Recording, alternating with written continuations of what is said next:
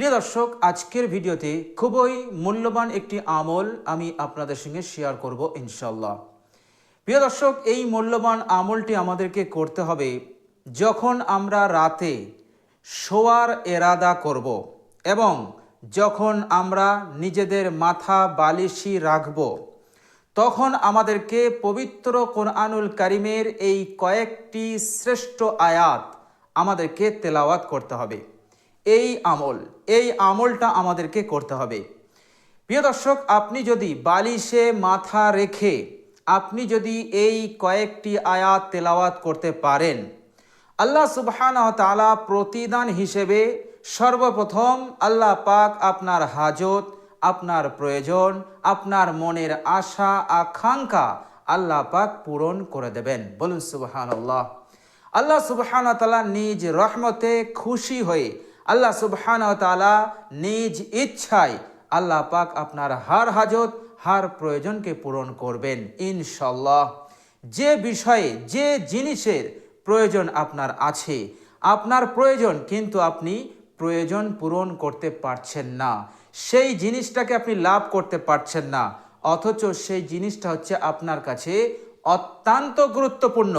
প্রিয় দর্শক, আমলটি করুন ইনশাল্লাহ, দ্রুত আল্লাহ পাক আপনার প্রয়োজন, আপনার হাজতকে পূরণ করে দেবেন ইনশাল্লাহ।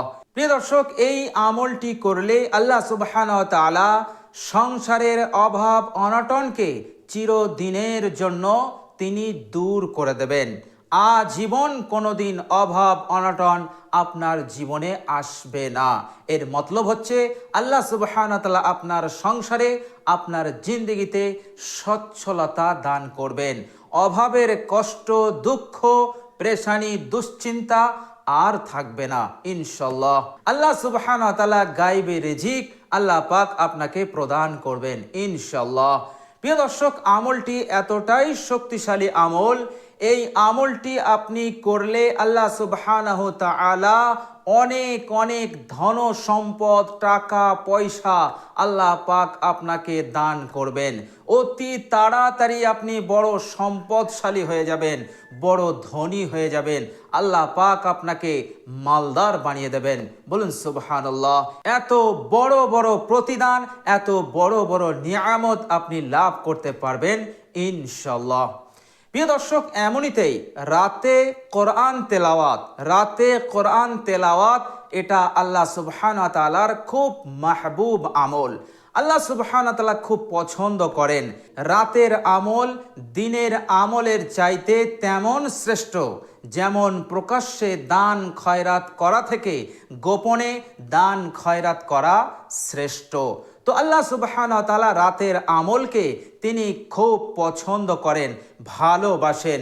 সওয়াব হিসেবে এবং প্রতিদান হিসেবে আল্লাহ পাক অনেক অনেক গুণ বাড়িয়ে দেন। বলুন সুবহানাল্লাহ। প্রিয় দর্শক, আল্লাহ সুবহানাহু ওয়া তাআলা এই আমলের বরকতে খাস রহমত আপনার জিন্দেগিতে, আপনার ঘরে তিনি দান করবেন। আপনার দোয়াকে, আপনার প্রার্থনাকে, ফরিয়াদকে আল্লাহ সুবহানাহু ওয়া তাআলা কবুল করবেন। বলুন সুবহানাল্লাহ। তো প্রিয় দর্শক, খুবই শক্তিশালী এবং জবরদস্ত আমল। প্রিয় দর্শক, এই আমলটা আমরা সকলেই করতে পারি, অতি সহজ আমল। প্রিয় দর্শক, বিশ্বনবী সাল্লাল্লাহু আলাইহি ওয়াসাল্লামের এক সাহাবী নাম হযরত উসাইদ রাদিয়াল্লাহু তাআলা আনহু, তিনি এক রাতে কোরআনুল কারীম তেলাওয়াত করছিলেন। তো তিনি বলছেন যে আমি যখন কোরআন তেলাওয়াত করছিলাম তখন আমার ঘোড়াটা লাফাতে লাগলো। আমি কোরআনুল কারীমের তেলাওয়াত বন্ধ করলাম, ঘোড়া লাফানো বন্ধ করে দিল। আমি আবার তেলাওয়াত শুরু করলাম, আমার ঘোড়াটা আবার লাফাতে লাগলো। আমি তেলাওয়াত বন্ধ করে দিলাম, ঘোড়ার লাফানো বন্ধ হয়ে গেল। আমি আবার তেলাওয়াত শুরু করলাম, ঘোড়াটা এবার জোরে জোরে লাফাতে লাগলো। এবার আমার আশঙ্কা হলো যে পাশেই আমার ছেলে ইয়াহইয়া শুয়ে আছে। ঘোড়া যদি লাফাতে লাফাতে ঘোড়ার পা যদি আমার ছেলের বুকে লেগে যায় তাহলে আমার ছেলেটা মারা যাবে। এই ভয়ে আমি কোরআন তেলাওয়াত বন্ধ করে দিলাম। এরপর আমি আমার ছেলেকে দেখতে গেলাম। যখন আমি আমার ছেলেকে দেখতে গেলাম তখন আমি মাথা উঁচু করে দেখলাম একটি মেঘের টুকরো, একটি মেঘের টুকরো, আর সেই মেঘের মধ্যে চেরাগের মতন আলো জ্বলজ্বল করছে। আমি অনেকক্ষণ দেখতে লাগলাম, তারপরে দেখলাম যে সেই মেঘের টুকরোটা আস্তে আস্তে ওপরের দিকে চলে যাচ্ছে। এইভাবে যেতে যেতে যেতে যেতে আমার চোখের আড়াল হয়ে গেল, অদৃশ্য হয়ে গেল। বিষয়টি দেখে আমি বড় আশ্চর্যান্বিত হলাম। সকালেই বিশ্বনবী সাল্লাল্লাহু আলাইহি ওয়াসাল্লামের দরবারে হাজির হয়ে পুরো ঘটনাটি বললাম। আল্লাহর নবী সাল্লাল্লাহু আলাইহি ওয়াসাল্লাম বললেন, হে উসাইদ, তুমি তেলাওয়াত কেন বন্ধ করলে? তুমি তেলাওয়াত চালিয়েই যেতে। হযরত উসাইদ রাদিয়াল্লাহু তাআলা আনহু বললেন, ইয়া রাসূলুল্লাহ, ঘোড়ার পাশে আমার ছেলে ইয়াহইয়া শুয়েছিল।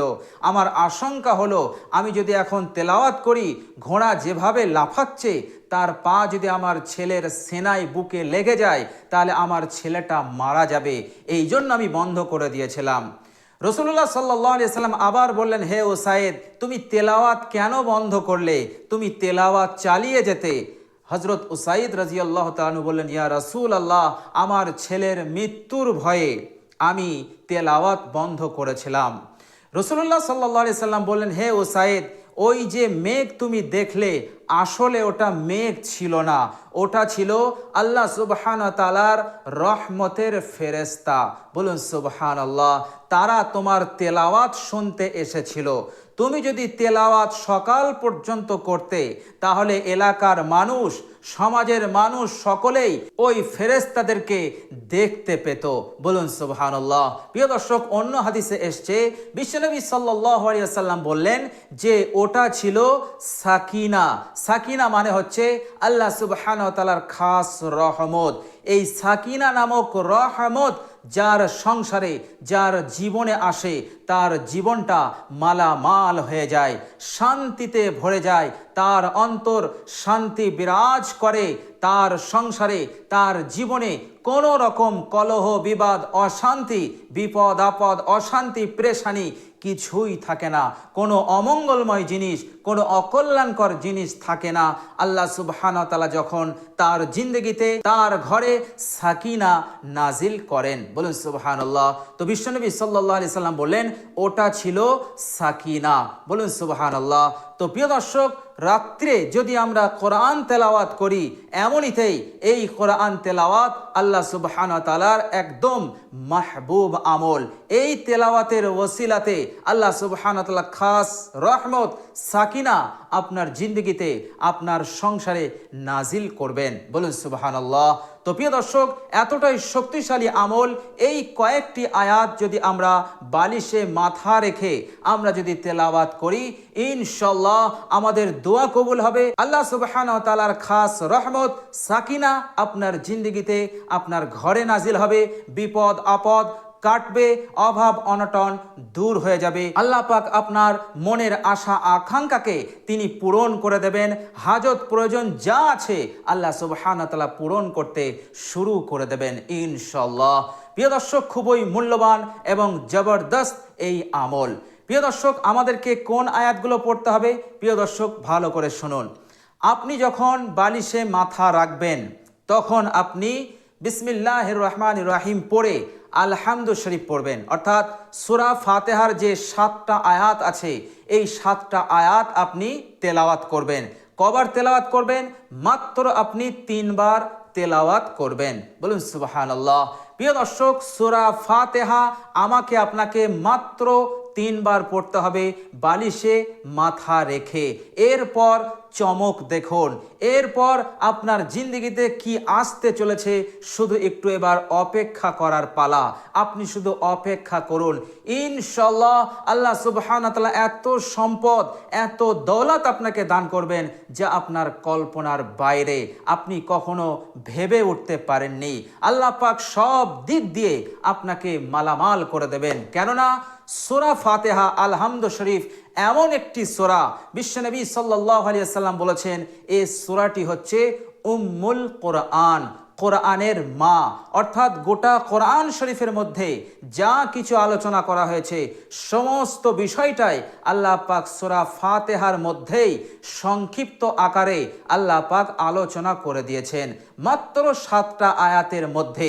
আবার এই 7টা আয়াতে আল্লাহ পাক সংক্ষিপ্ত আকারে যা আলোচনা করেছেন এই সবটাই আল্লাহ পাক আলোচনা করেছেন বিসমিল্লাহির রহমানির রহিম এই আয়াতটাতে। আর বিসমিল্লাহির রহমানির রহিমে আল্লাহ পাক যা কিছু আলোচনা করেছেন এর সবটাই আল্লাহ পাক আলোচনা করে দিয়েছেন বায়ের, বিসমিল্লাহর বায়ের যে নুক্তা হয় সেই নুক্তার মধ্যে। বলুন সুবহানাল্লাহ। কোরআন এক আজীব ঐশী গ্রন্থ। আল্লাহর নবী সাল্লাল্লাহু আলাইহি সাল্লামের জিন্দেগিতে যত মুজিজা, যত অলৌকিকতার ঘটনা আছে তন্মধ্যে সর্বশ্রেষ্ঠ মুজিজা সেটা হচ্ছে আল কোরআনুল কারীম। বলুন সুবহানাল্লাহ। তো প্রিয় দর্শক, সূরা ফাতিহা আলহামদু শরীফ এমনই ফজিলতপূর্ণ একটি সূরা। প্রিয় দর্শক, বিশ্বনবী সাল্লাল্লাহু আলাইহি সাল্লাম বলেছেন আল্লাহ সুবহানাহু ওয়া তাআলা আমার ওপর এমন একটি সূরা নাজিল করেছেন যে সূরার ন্যায় কোনো সূরা না তাওরাতে আল্লাহ পাক নাজিল করেছেন, না জাবুরে নাজিল করেছেন, না ইনজিলে নাজিল করেছেন। জাবুর, তাওরাত, ইনজিল এগুলো আল্লাহ সুবহানাহু ওয়া তাআলার কিতাব, ঐশী গ্রন্থ। কিন্তু আল্লাহ নবী সাল্লাল্লাহু আলাইহি সাল্লাম বললেন আলহামদু শরীফের ন্যায় এমন মূল্যবান, গুরুত্বপূর্ণ, ফজিলতপূর্ণ সূরা তাওরাতেও ছিল না, ইনজিলেও ছিল না, জাবুরেও ছিল না এবং না কোরআনে আছে এই আলহামদু শরীফের ন্যায় কোনো সূরা। বলুন সুবহানাল্লাহ। এই আলহামদু শরীফ আপনাকে পড়তে হবে মাত্র 3 বার। বালিশে মাথা রেখে আপনি আস্তে আস্তে 3 বার পড়ে নেবেন, ইনশাআল্লাহ কাজ হয়ে যাবে। আল্লাহ পাক আপনার জিন্দগিতে সাকিনা, রহমত নাজিল করতেই থাকবেন ইনশাআল্লাহ। তো প্রিয় দর্শক, আমরা সকলেই চেষ্টা করব আলহামদু শরীফ মাত্র 3 বার পড়ব। কখন? যখন আমরা বালিশে মাথা রাখবো ইনশাআল্লাহ।